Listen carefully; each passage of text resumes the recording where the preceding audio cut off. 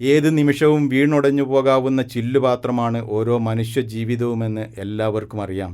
എന്നിട്ടും അടുത്ത ദിവസവും അടുത്ത മാസവും അടുത്ത വർഷവുമൊക്കെ ചെയ്യാനുള്ള കാര്യങ്ങൾ പ്ലാൻ ചെയ്തുകൊണ്ട് മനുഷ്യർ പ്രതീക്ഷയോടെ മുന്നോട്ട് പോകുന്നത് കാണാറില്ലേ? നാളെ എന്ത് സംഭവിക്കുമെന്ന് ആർക്കും അറിയില്ലെങ്കിലും എല്ലാം നല്ലതായി ഭവിക്കുമെന്ന വിശ്വാസത്തിൽ അങ്ങനെ ജീവിക്കണം. അതാണ് ജീവിതത്തിൻ്റെ സൗന്ദര്യം.